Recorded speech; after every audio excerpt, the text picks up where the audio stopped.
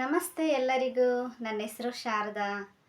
ನಾನಿವತ್ತು ಮಕ್ಕಳ ಜೊತೆ ಮಕ್ಕಳಿಗೆ ಜ್ಞಾನವನ್ನು ಯಾವ ಥರ ಕೊಡಬೇಕು, ಅವ್ರಿಗೆ ಪ್ರೇರಣೆ ಯಾವ ಥರ ಕೊಡಬೇಕು, ಅವ್ರನ್ನ ಹೆಂಗೆ ಮೋಟಿವೇಟ್ ಮಾಡ್ಬೋದು ಅನ್ನೋದ್ರ ಬಗ್ಗೆ ನನಗೆ ಗೊತ್ತಿರ್ತಕ್ಕಂಥ ಜ್ಞಾನವನ್ನು ಶೇರ್ ಮಾಡಲಿಕ್ಕೆ ಇವತ್ತು ಈ ವಿಡಿಯೋವನ್ನು ಮಾಡ್ತಾ ಇದ್ದೀನಿ.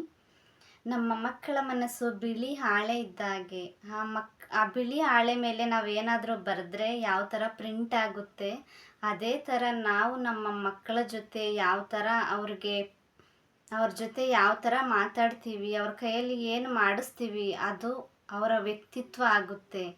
ಹಾಗಾಗಿ ನಮ್ಮ ಮಕ್ಕಳಿಗೆ ನನಗೆ ಗೊತ್ತಿರ್ತಕ್ಕಂಥ ಜ್ಞಾನನ ನಾನು ಹೇಳ್ತಾ ಇದ್ದೀನಿ. ಇದು ನಿಮಗೆ ಹೆಲ್ಪ್ ಆಗ್ಬೋದು. ನಮಗೆ ಗೊತ್ತಿರೋರದ್ದನ್ನೇ ನಾನು ಎಕ್ಸಾಂಪಲ್ ಆಗಿ ತಗೊಂಡು ಹೇಳ್ತಾ ಇದ್ದೀನಿ. ಉದಾಹರಣೆಗೆ ಮಹಾತ್ಮ ಗಾಂಧೀಜಿ ಅವರಿರ್ಬೋದು, ಡಾಕ್ಟರ್ ಅಂಬೇಡ್ಕರ್ ಇರ್ಬೋದು, ಅರುಣಿಮಾ ಸೀಮಾ ಅವರಿರ್ಬೋದು. ಇವ್ರದ್ದು ನಾನು ಹೇಳ್ತಾ ಇದ್ದೀನಿ. ನಮ್ಮ ಮಕ್ಕಳಿಗೆ ಯಾವ ಥರ ನಾವು ಪ್ರೇರಣೆಯನ್ನು ಕೊಡ್ಬೋದು ಅನ್ನೋದಕ್ಕೆ. ಉದಾಹರಣೆಗೆ ಮಹಾತ್ಮ ಗಾಂಧೀಜಿ ಅವರು ಹೆಂಗೆ ಅವರು ಮಹಾ ಆತ್ಮ, ನೋಡಿ ಮಹಾ ಆತ್ಮ ಅಂತ ಹೆಸರು ಬಂತು ಅವ್ರಿಗೆ, ಮಹಾತ್ಮ ಗಾಂಧಿ ಅಂತ. ಇವಾಗ ಎಲ್ಲ ಸ್ಕೂಲ್ಗಳಲ್ಲೂ ಮಹಾತ್ಮ ಗಾಂಧೀಜಿ ಫೋಟೋ ಇರುತ್ತೆ ಅಲ್ವಾ. ಅವ್ರು ಹೆಂಗೆ ಮಹಾ ಆತ್ಮ ಆದರು, ಮಹಾತ್ಮ ಗಾಂಧಿ ಆದರು, ಅದ್ರ ಬಗ್ಗೆ ನನಗೆ ಗೊತ್ತಿರೋದನ್ನು ನಾನು ಹೇಳ್ತಾ ಇದ್ದೀನಿ. ಮಹಾತ್ಮ ಗಾಂಧಿ ಅವರು ಶ್ರೀಲಂಕಾದಲ್ಲಿ ಟ್ರೈನಲ್ಲಿ ಬರಬೇಕಾದ್ರೆ AC ಟಿಕೆಟನ್ನು ತೊಗೊಂಡು ಟ್ರಾವೆಲ್ ಮಾಡ್ತಾಯಿದ್ರು. AC ಟಿಕೆಟ್ ತೊಗೊಂಡು ಬರ್ತಾಯಿದ್ರು. ಆವಾಗ ಇಂಗ್ಲೀಷ್ನವರು ಏನು ಬಿಳಿಯನ್ನರು ಕರಿಯನ್ನರು ಅನ್ನೋ ಭೇದ ಭಾವ ಇತ್ತು. ಆ ಬಿಳಿಯನ್ನರು, ಆ ಇಂಗ್ಲೀಷ್ನವ್ರು ಏನು ಮಾಡಿದ್ರು, ಈ ಥರ ಕರಿಯನ್ನರು ಟ್ರಾವೆಲ್ ಮಾಡೋ ಅರ್ಹತೆ ಯೋಗ್ಯತೆ ಇವರಿಗೆ ಇಲ್ಲ ಅಂತ ಹೇಳಿ ಅವ್ರು ಏನು ಮಾಡ್ತಾರೆ, ಮಹಾತ್ಮ ಗಾಂಧಿಯನ್ನು ಅವರ ಲಗೇಜು ಮತ್ತು ಅವರನ್ನು ಟ್ರೈನಿಂದ ಆಚೆ ಲಗೇಜನ್ನು ಬಿಸಾಕಿ ಅವರನ್ನು ಟ್ರೈನಿಂದ ಆಚೆ ತಳ್ತಾರೆ. ಆವಾಗ ಅವರಿಗೆ ಅನಿಸಿದ್ದು, ಮಹಾತ್ಮ ಗಾಂಧಿ ಇಡೀ ನೈಟು ಆ ರೈಲ್ವೆ ಸ್ಟೇಷನಲ್ಲಿ ಆ ಕೊರಿಯುವಂಥ ಚಳಿನಲ್ಲಿ ಇಡೀ ನೈಟು ಇರ್ತಾರೆ. ಆವಾಗ ಅವರು ಅನ್ಕೋತಾರೆ, ಆವಾಗ ಅವರು ಸಂಕಲ್ಪ ಮಾಡ್ತಾರೆ, ಇಂಥ ಜನಗಳಿಂದ ನಾನು ನನ್ನ ದೇಶವನ್ನು ಕಾಪಾಡಬೇಕು, ನನ್ನ ದೇಶಕ್ಕೆ ಸ್ವಾತಂತ್ರ್ಯವನ್ನು ತಂದುಕೊಡ್ಬೇಕು ಅಂತ ಹೇಳಿ ಅವತ್ತು ಅವರು ಸಂಕಲ್ಪವನ್ನು ಮಾಡ್ತಾರೆ. ನೋಡಿ, ಅಂದರೆ ಅವ್ರಿಗೆ ಅವಮಾನ ಆಯಿತು. ಅವಮಾನ ಆದರೂ ಕೂಡ ನಾನು ಈ ಥರ ಜನಗಳಿಂದ ನಮ್ಮ ದೇಶವನ್ನು, ಅಂದರೆ ನಮ್ಮ ದೇಶದ ಜನರಿಗೆ ನಾನು ರಕ್ಷಣೆ ಕೊಡಬೇಕು ಅಂತೇಳಿ ಅವರು ಅವತ್ತು ಡಿಸಿಷನ್ನ ತಗೊಂಡು ನಮಗೆ ಸ್ವಾತಂತ್ರ್ಯವನ್ನೇ ತಂದುಕೊಟ್ರು. ಅದೇ ಥರ ಡಾಕ್ಟರ್ ಅಂಬೇಡ್ಕರ್ ಇರ್ಬೋದು. ಅಂಬೇಡ್ಕರು ಅವ್ರಿಗೆ ಎಷ್ಟು ಆಗಿನ ಕಾಲದಲ್ಲಿ ಕೀಳು ಜಾತಿ ಮೇಲು ಜಾತಿ ಅನ್ನೋ ಭೇದ ಭಾವ ತುಂಬಾ ಇರುತ್ತೆ. ಅವ್ರಿಗೆ ಯಾರ ಸಪೋರ್ಟು ಕೂಡ ಇರಲಿಲ್ಲ ಅಲ್ವಾ. ಅವರಿಗೆ ಟೀಚರ್ಸಿಂದ ಇರ್ಬೋದು, ಮನೆಯಲ್ಲಿ ಇರ್ಬೋದು, ಫ್ರೆಂಡ್ ಸರ್ಕಲ್ ಇರ್ಬೋದು, ಆ ಊರಿನವರು ಎಲ್ಲರೂ ಕೂಡ ಇವನು ಕೀಳು ಜಾತಿಯವನು ಎಂದು ತುಂಬಾ ಹೀನವಾಗಿ ನೋಡ್ತಾ ಇದ್ರು, ನಿಂದನೆಗಳನ್ನ ಮಾಡ್ತಾ ಇದ್ರು.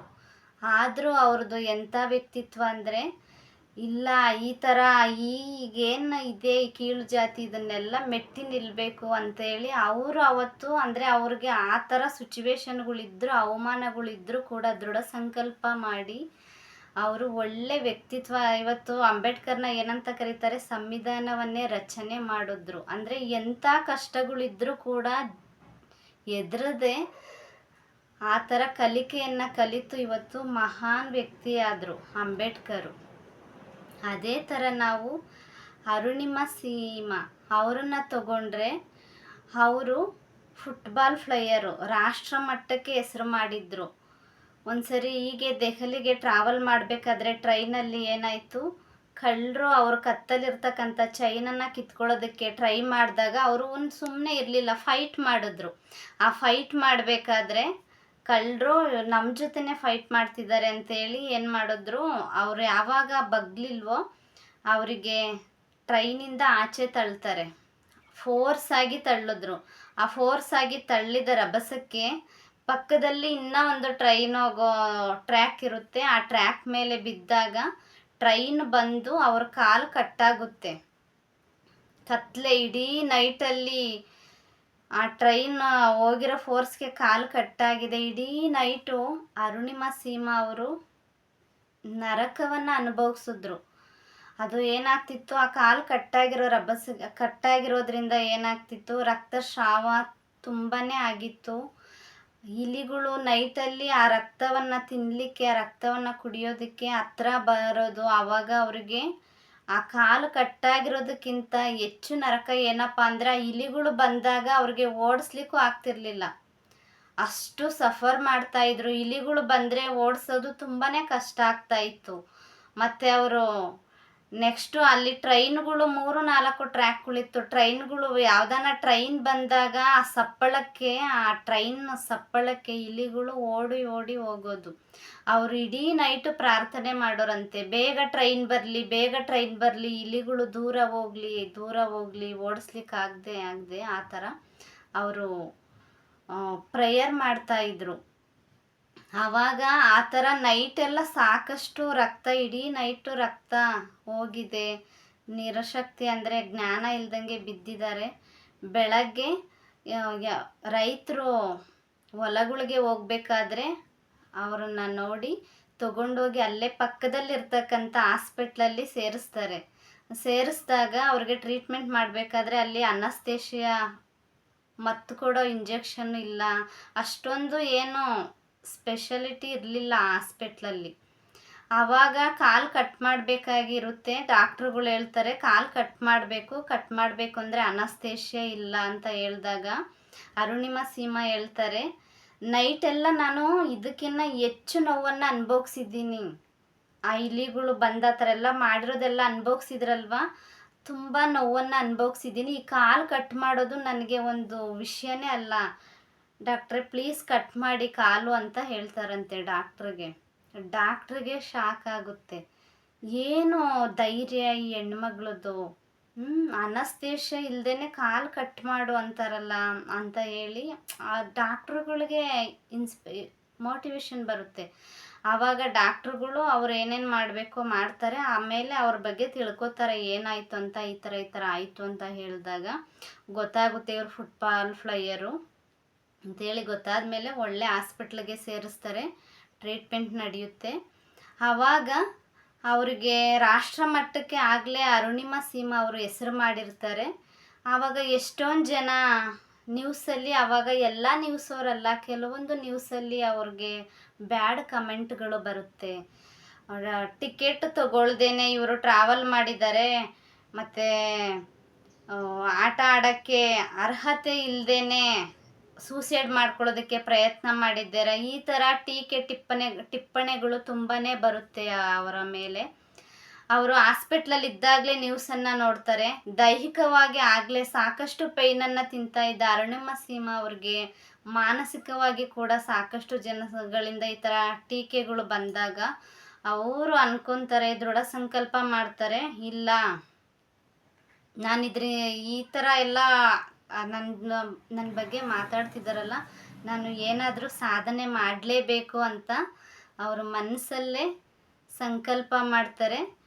ಯಾರು ಫಸ್ಟ್ ಟೈಮ್ ಮೌಂಟ್ ಎವರೆಸ್ಟ್ನ ಹತ್ತಿರೋರು ಬಚೇಂದ್ರ ಪಾಲ್ ಅನ್ನೋರು ಅವರ ಮನೆಗೆ ಹೋಗ್ತಾರೆ.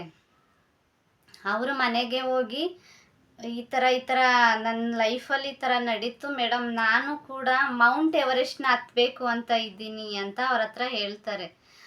ಅವರು ಎಷ್ಟು ಎಂಕರೇಜ್ ಮಾಡ್ತಾರೆ ಅಂದರೆ, ಈ ಥರ ಇದ್ದರೂ ಕಾಲಿರೋರೇ ಮೌಂಟ್ ಎವರೆಸ್ಟ್ನ ಹತ್ತೋದಕ್ಕೆ ಹಿಂಜರಿತಾರೆ. ಕಾಲು ಇಲ್ಲದೆ ಇದ್ದರೂ ಈ ಥರ ಆಗಿದ್ರೂ ಕೂಡ ನಾನು ಮೌಂಟ್ ಎವರೆಸ್ಟ್ ಹತ್ತೀನಿ ಅಂತ ಇಲ್ಲಿವರೆಗೂ ಬಂದಿದ್ದೀಯಲ್ಲಮ್ಮ, ನೀನು ಆಗಲೇ ಮೌಂಟ್ ಎವರೆಸ್ಟ್ನ ಹತ್ತದೇ ಬಿಡು, ಶಬಾಷ್ ಅಂತೇಳಿ ಅವ್ರಿಗೆ ಇನ್ನೂ ಎಂಕರೇಜ್ ಮಾಡ್ತಾರೆ. ಆವಾಗ ನೆಕ್ಸ್ಟು ಏನಾಯಿತು, ಅವರು ಮೌಂಟ್ ಎವರೆಸ್ಟ್ನ ಹತ್ತಿದ್ರು. ನಾವೀಗ ಗೂಗಲ್ ಮಾಡಿ ನೋಡಿದ್ರೆ ಅವ್ರ ಸ್ಟೋರಿ ಎಲ್ಲ ಬರುತ್ತೆ. ಆ ಥರ ಈ ಥರದವರೆಲ್ಲ ನಮ್ಮ ಕಣ್ಣು ಮುಂದೆನೇ ಕೆಲವ್ರು ಇದ್ದಾರೆ. ಕೆಲವ್ರದ್ದು ನಾವು ಲೈಫ್ ಸ್ಟೈಲ್ ನೋಡಿದಾಗ, ಇವ್ರದ್ದೆಲ್ಲ ನೋಡಿದಾಗ ನಮ್ಮ ಮಕ್ಕಳಿಗೆ ನಾವು ಇವನ್ನೇ ಮೋಟಿವೇಶನ್ ಆಗಿ ಕೊಡ್ಬೋದಲ್ವಾ. ನಮ್ಮ ಮಕ್ಕಳಿಗೆ ನೋಡಿ, ಥಾಮಸ್ ಅಲ್ವಾ ಎಡಿಸನ್ನು 99 ಸಾರಿ ಬಲ್ಪನ್ನು ಕಂಡುಹಿಡಿದ್ರು, ಫೇಲ್ಯೂರ್ ಆಯಿತು. 99 ಸಾರಿ ಫೇಲ್ಯೂರ್ ಆದರೂ ಅವರು ಛಲವನ್ನು ಬಿಡದೆ 100ನೇ ಸಾರಿ ನಮಗೆ ನೋಡಿ, ಇವಾಗ ನಾವು ಈ ಬಲ್ಪ್ ಕೆಳಗಡೆ ಇದ್ದೀವಿ, ಬಲ್ಪನ್ನು ಕಂಡಿಡಿದ್ರು. ಆಲ್ಬರ್ಟ್ ಐನ್ಸ್ಟೀನ್ ಅವರು 10th ಪಾಸ್ ಆದಮೇಲೆ ಅವರ ತಂದೆನ ಕರ್ಕೊಂಡು ಹೆಡ್ ಮಾಸ್ಟರ್ ಹತ್ರ ಹೋಗಿ ಕೇಳಿದ್ರಂತೆ, ನೆಕ್ಸ್ಟ್ ನಮ್ಮ ಮಗನಿಗೆ ಯಾವ ಕೋರ್ಸ್ನಿಗೆ ಸೇರಿಸ್ಬೇಕು ಅಂತ ಕೇಳಿದಾಗ, ನಿನ್ನ ಮಗ ಏನು ಅಷ್ಟು ಓದಲ್ಲ, ನಿನ್ನ ಮಗ ಏನು ಅಷ್ಟು ಜಾಣ ಅಲ್ಲ, ಯಾವುದಾದ್ರೂ ಒಂದು ಕೋರ್ಸ್ಗೆ ಸೇರಿಸೋಗ್ರಿ ಅಂತ ಅಂತಾರಂತೆ. ಬಟ್ ಇವತ್ತೇನಾದರೂ ಆಲ್ಬರ್ಟ್ ಐನ್ಸ್ಟೀನು 3 ನೋಬೆಲ್ ಪ್ರಶಸ್ತಿಯನ್ನು ತಗೊಂಡಿದ್ದಾರೆ. ಈ ಥರ ಎಷ್ಟೊಂದು ಜನ ಇದ್ದಾರೆ ನಮಗೆ ಪ್ರೇರಣೆಯಾಗಿ ನಾವು ತಗೊಂಡ್ರೆ ಅಲ್ವಾ. ಈ ಥರದ್ದು ಎಲ್ಲವನ್ನು ನಾವು ಪೇರೆಂಟ್ಸು ತಿಳ್ಕೊಂಡು ನಮ್ಮ ಮಕ್ಕಳಿಗೆ ನಾವು ಇದನ್ನೆಲ್ಲ ಹೇಳ್ತಾ ಬಂದರೆ ನಮ್ಮ ಮಕ್ಕಳು ಕೂಡ ಅದ್ಭುತ ವ್ಯಕ್ತಿತ್ವ ಇರೋ ವ್ಯಕ್ತಿಗಳು ಆಗ್ತಾರೆ. ನಾವು ವಿವೇಕಾನಂದನೇ ಸುಮ್ಮನೆ ಎಕ್ಸಾಂಪಲ್ಗೆ ತಗೊಳ್ಳೋಣ. ವಿವೇಕಾನಂದ ಅವ್ರ ತಂದೆ ಹೀಗೆ ಒಂದು ಜಾತ್ರೆನಲ್ಲಿ ಅವ್ರ ಮಗನಿಗೆ ಕರ್ಕೊಂಡು ಹೋದಾಗ ಟಂಗವಾಲ ಅಂದರೆ ಕುದುರೆ ಗಾಡಿ ಓಡಿಸ್ತಾರಲ್ಲ, ಅದನ್ನು ಟಂಗವಾಲ ಅಂತ ಕರೀತಾರೆ. ಆ ಕುದುರೆ ಗಾಡಿ ನೋಡ್ಬಿಟ್ಟು ಕುದುರೆ ಗಾಡೀಲಿ ಹೋಗಿ ಬರ್ತಾರೆ. ಬಂದಾಗ ಸುಮ್ಮನೆ ಹಾಗೆ ಮಗನ ಮೇಲೆ ಹೆಗಲ ಮೇಲೆ ಕೈ ಹಾಕ್ಕೊಂಡು ವಿವೇಕಾನಂದ ಅವ್ರ ತಂದೆ ಕೇಳ್ತಾರಂತೆ, ಮಗನೇ ನೀನೇನಾಗ್ತೀಯ ಅಂತ ಕೇಳಿದಾಗ ವಿವೇಕಾನಂದ ಹೇಳ್ತಾರಂತೆ, ನಾನು ಕುದುರೆ ಗಾಡಿ ಓಡಿಸೋನು ಟಂಗವಾಲ ಆಗ್ತೀನಿ ಅಪ್ಪ ಅಂತ ಹೇಳ್ತಾರಂತೆ. ವಿವೇಕಾನಂದ ಅವ್ರ ತಂದೆಗೆ ಶಾಕ್ ಆಗುತ್ತೆ. ಯಾಕೆಂದರೆ ಅವ್ರದ್ದು ಒಳ್ಳೆ ಫ್ಯಾಮಿಲಿ. ಇವನೇನು ಹಿಂಗೆ ಅಂದ್ಬಿಟ್ನಲ್ಲ, ಕುದುರೆ ಗಾಡಿ ಓಡಿಸೋನು ಆಗ್ತೀನಿ ಅಂತನಲ್ಲ ಅಂತ ಹೇಳ್ಬಿಟ್ಟು ಮನೆ ಕರ್ಕೊಂಡೋಗಿ ಅವ್ರ ತಾಯಿಗೆ ಹೇಳ್ತಾರಂತೆ, ನೋಡಮ್ಮ ನಿನ್ನ ಮಗನಿಗೆ ಏನಾಗ್ತೀಯ ಅಂತ ಕೇಳಿದ್ರೆ ನಾನು ಟಂಗವಾಲ ಆಗ್ತೀನಿ, ಕುದುರೆ ಓಡಿಸೋನು ಆಗ್ತೀನಿ ಅಂತಿದ್ದಾನೆ, ನಿನ್ನ ಮಗನಿಗೆ ಸ್ವಲ್ಪ ಬುದ್ಧಿ ಹೇಳು ಅಂತ ಹೇಳ್ತಾರಂತೆ.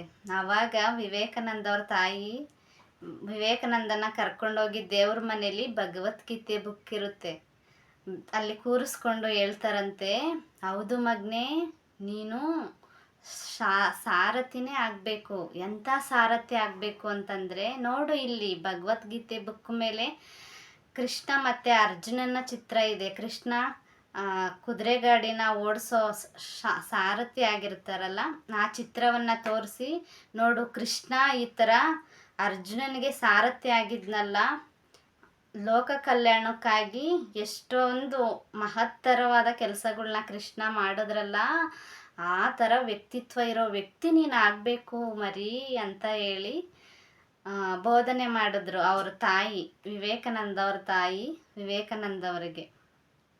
ಆ ಥರ ನಮ್ಮ ಮಕ್ಕಳಿಗೆ ತಂದೆ ತಾಯಿಗಳೇ ಹೀರೋಯಿನ್ ಆಗಬೇಕು. ಆ ಥರ ನಾವು ನಡ್ಕೋಬೇಕು. ನಾವು ಕೂಡ ಒಳ್ಳೊಳ್ಳೆ ಬುಕ್ಸ್ಗಳ್ನ ಓದಬೇಕು. ಆದಷ್ಟು ಸ್ವಲ್ಪ ಧ್ಯಾನವನ್ನು ಮಾಡಬೇಕು. ನಿಮಗೆ ಯಾವ ಥರ ಧ್ಯಾನ ಗೊತ್ತಿದೆಯೋ ಆ ಥರ ಧ್ಯಾನವನ್ನು ಕೂಡ ನೀವು ಮಾಡ್ಬೋದು. ಈ ಥರ ಮಾಡ್ತಿದ್ರೆ ನಮ್ಮ ಮಕ್ಕಳು ನಾವು ಹೇಳೋದಕ್ಕಿಂತ ನಾವು ಮಾಡೋದನ್ನು ಅವರು ಕ್ಯಾಚ್ ಮಾಡ್ತಾರೆ. ಹಂಗಾಗಿ ನಮ್ಮ ಮಾತು ನೋಡಿ ಮಕ್ಕಳಿಗೆ ಇರ್ಬೋದು, ಯಾರೊಬ್ರಿಗೆ ಇರ್ಬೋದು, ನಮ್ಮ ಮಾತು ಮುತ್ತು ಕೂಡ ಆಗ್ಬೋದು, ಮೃತ್ಯುವಿಗೆ ಕಾರಣ ಕೂಡ ಆಗ್ಬೋದು. ನಮ್ಮ ಮಾತು ಔಷಧಿ ಕೂಡ ಆಗ್ಬೋದು, ಒಬ್ಬರನ್ನು ಗಾಯಪಡಿಸುವಂಥದ್ದು ಆಗ್ಬೋದು. ಈಗ ನಮ್ಮ ಮಾತು ಏನಾಗಬೇಕು ನೀವೇ ಯೋಚನೆ ಮಾಡಿ. ನಮ್ಮ ಮಾತು ಮುತ್ತು ಆಗಬೇಕಾ, ಮೃತ್ಯುವಿಗೆ ಕಾರಣ ಆಗಬೇಕಾ? ನಮ್ಮ ಮಾತು ಒಬ್ಬರಿಗೆ ಔಷಧಿ ಆಗಬೇಕಾ ಅಥವಾ ಗಾಯ ಮಾಡೋ ಅಂಥದ್ದಾಗಬೇಕಾ? ನೋಡಿ ಯೋಚನೆ ಮಾಡೋಣ. ನಮ್ಮ ಮಕ್ಕಳಿಗೆ ಒಳ್ಳೊಳ್ಳೆಯದು ಈ ಥರದ್ದು ಎಷ್ಟೊಂದು ಇದೆ. ಈ ಥರ ಜ್ಞಾನವನ್ನು ನಾವು ಅವರಿಗೆ ಕೂರಿಸ್ಕೊಂಡು ಮಕ್ಕಳ ಥರ ನಾವಾಗಿ, ನಮ್ಮ ಮಕ್ಕಳು ಏನಾದರೂ ತಪ್ಪು ಮಾಡ್ತಾ ಇದ್ದರೆ ನಾವು ಈ ಥರದನ್ನೆಲ್ಲ ಮೋಟಿವೇಶನಲ್ ಆಗಿ ಹೇಳ್ಬೋದು. ಎಷ್ಟೋ ಜನಕ್ಕೆ ಕೈ ಇಲ್ಲ ಕಾಲಿಲ್ಲ ಅಂಥವರೆಲ್ಲ ಸಾಕಷ್ಟು ಸಾಧನೆಗಳನ್ನು ಮಾಡಿದ್ದಾರೆ. ನಾವು ನಮ್ಮ ಮಕ್ಕಳಿಗೆ ಅಂಥವ್ರ ಸ್ಟೋರಿಯನ್ನು ಅಂಥದ್ದನ್ನು ನಾವು ಗೈಡ್ ಮಾಡ್ತಾ ಹೇಳ್ತಾ ಟೀಚ್ ಮಾಡ್ತಾ ನಾವು ಪ್ರೋತ್ಸಾಹವನ್ನು ಕೊಟ್ಟರೆ ನಮ್ಮ ಮಕ್ಕಳು ಉನ್ನತ ವ್ಯಕ್ತಿತ್ವ ಇರೋ ವ್ಯಕ್ತಿಗಳು ಖಂಡಿತ ಆಗ್ತಾರೆ. ಹಂಗಾಗಿ ನಮ್ಮ ಮಕ್ಕಳಿಗೆ ಈ ಥರ ಸ್ಟೋರಿಗಳನ್ನೆಲ್ಲ ಹೇಳೋಣ. ಲೈವ್ ಸ್ಟೋರಿಗಳು ಇವೆಲ್ಲ ಹೇಳೋದ್ರಿಂದ ನಮ್ಮ ಮಕ್ಕಳು ಉನ್ನತ ವ್ಯಕ್ತಿತ್ವ ಇರೋ ವ್ಯಕ್ತಿಗಳು ಆಗ್ತಾರೆ ಅಂತ ನಾನು ಭಾವಿಸಿದ್ದೀನಿ. ನಾನು ಕೂಡ ನನ್ನ ಮಕ್ಕಳಿಗೆ, ನನ್ನ ಫ್ಯಾಮಿಲಿ ಮಕ್ಕಳಿಗೆ ಎಲ್ರಿಗೂ ಕೂಡ ಇವನ್ನೆಲ್ಲ ಹೇಳ್ತಾ ಇರ್ತೀನಿ. ಮಗುವಾಗಿ ನಾನು ಮಕ್ಕಳಾಗಿ ಅವ್ರ ಜೊತೆ ಕೂತ್ಕೊಂಡು ಈ ಥರ ಸ್ಟೋರೀಸ್ನೆಲ್ಲ ಹೇಳ್ತಾ ಇರ್ತೀನಿ. ಮಕ್ಳಿಗೂ ಕೂಡ ತುಂಬಾ ಮಕ್ಕಳಲ್ಲೂ ಕೂಡ ಬದಲಾವಣೆ ಇದೆ. ಮಕ್ಕಳು ಕೂಡ ತುಂಬ ನಾನು ಆ ಥರ ಏನಾದರೂ ಹೇಳಿದ್ರೆ ಕೇಳ್ತಾ ಇರ್ತಾರೆ. ಹಂಗಾಗಿ ಇಲ್ಲ ಇದನ್ನು ಹೇಳ್ಬೇಕು ಮಾಡಬೇಕು ಅಂತ ಅನ್ನಿಸ್ತು. ಹಂಗಾಗಿ ಈ ವಿಡಿಯೋನ ಮಾಡಿದ್ದೀನಿ. ಈ ವಿಡಿಯೋ ನಿಮಗೆ ಇಷ್ಟ ಆಗಿದ್ದರೆ ನಿಮ್ಮ ಫ್ರೆಂಡ್ಸು ಫ್ಯಾಮಿಲಿ ಮೆಂಬರ್ಸ್ಗೆ ಶೇರ್ ಮಾಡಿ, ಸಬ್ಸ್ಕ್ರೈಬ್ ಮಾಡಿ, ಲೈಕ್ ಮಾಡಿ. Thank you.